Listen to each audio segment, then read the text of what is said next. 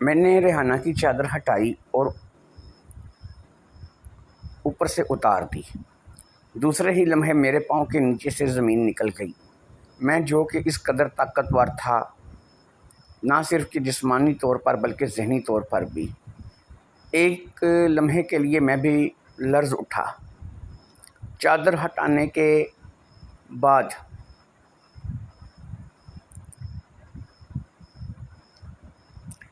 میرے سامنے ریحانہ کی لاش پڑی تھی۔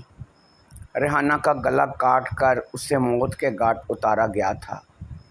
بستر پر صرف ریحانہ موجود تھی، کوئی چھوٹا بچہ موجود نہیں تھا۔ میں نے اچھی طرح سے ارد گرد دیکھا مگر مجھے کوئی بچہ نظر نہ آیا۔ ریحانہ کی گردن سے بہنے والا خون پورے بستر کی چادر کو رنگین کر گیا تھا۔ اس صورتحال کو میں سمجھنے سے قاصر تھا۔ میں نے فٹافٹ چادر دوبارہ اوپر کر دی اور باہر کی طرف بھاگا، مگر اس سے پہلے کہ میں نے ہر ایسے نشان کو مٹا دیا جو وہاں پر میری موجودگی کو ظاہر کر سکتا تھا۔ جب میں باہر صحن کی طرف آیا تو وہاں پر عبدالقدیر کی لاش پڑی تھی۔ عبدالقدیر کا تو سمجھا جاتا تھا کہ اسے میں نے مارا ہے، مگر ریحانہ کا گلا کس نے کاٹا ہے، یہ بات میری سمجھ سے باہر تھی۔ اور سب سے بڑی بات یہ کہ چھوٹا جو بچہ تھا وہ کہاں تھا، جو کہ ابھی ابھی پیدا ہوا تھا۔ یہ تمام بات بالکل سمجھ میں سے باہر تھی۔ کمرے میں کوئی چھری یا چاقو بھی یا کوئی اور اوزار بھی نہیں تھا جس سے کسی انسان کا قتل کیا جا سکتا۔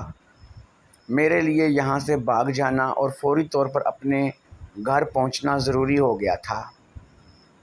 میں تو کچھ اور سوچ کر آیا تھا مگر یہاں پر کچھ کا کچھ ہو گیا تھا۔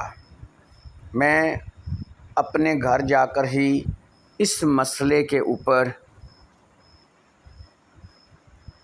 ٹھنڈے دماغ سے غور کر سکتا تھا۔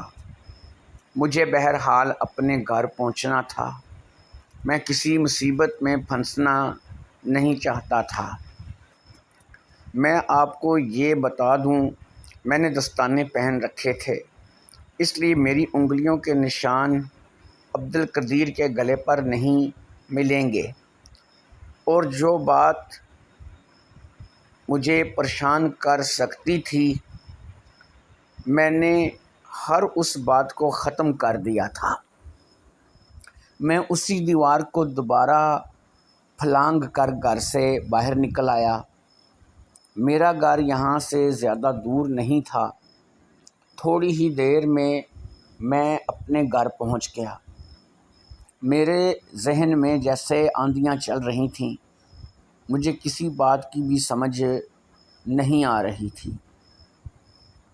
میں تو ایک چلے اور جادو ٹونے کے لیے، ایک بچے کی قربانی دینے کے لیے اس گھر میں گیا تھا، مگر عجیب بات تھی، وہاں ایک آدمی کا خون میں نے کر دیا تھا اور اندر اس کی بیوی مری پڑی تھی، اور جو بچہ پیدا ہوا تھا وہ بچہ وہاں پر موجود ہی نہیں تھا، وہ بچہ وہاں سے غائب تھا۔ گھر پہنچ کر کافی دیر تک میں اس مسئلے پر غور کرتا رہا، مگر مجھے ڈور کا کوئی بھی سرا ہاتھ نہیں آ رہا تھا۔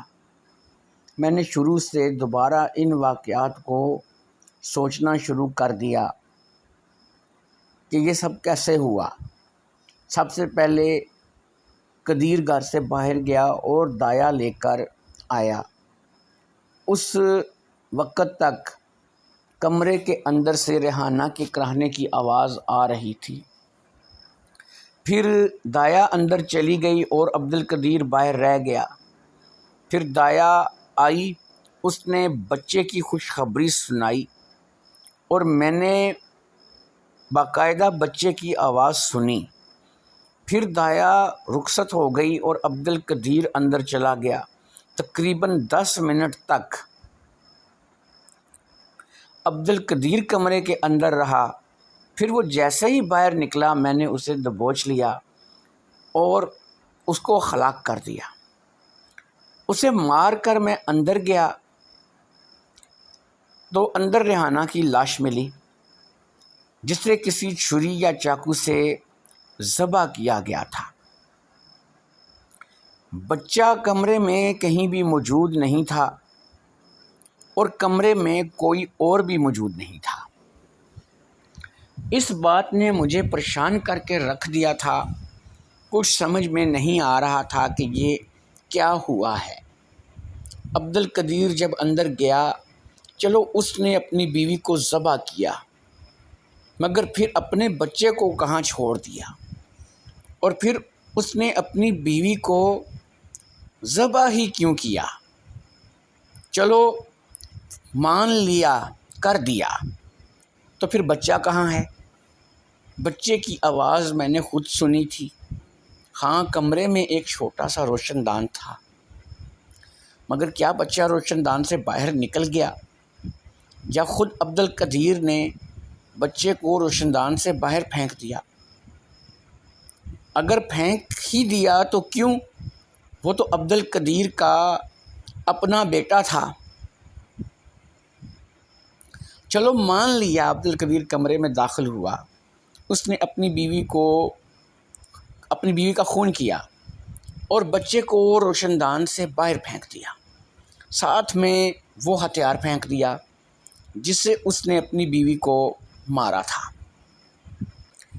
جیسے ہی وہ یہ سب کام کر کے باہر نکلا، میں نے اسے دبوچ لیا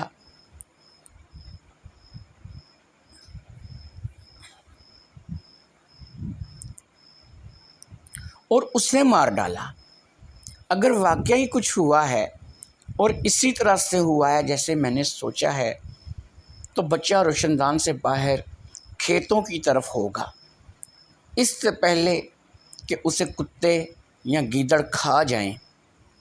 مجھے وہاں پہنچ کر اسے اپنے قبضے میں کرنا ہوگا۔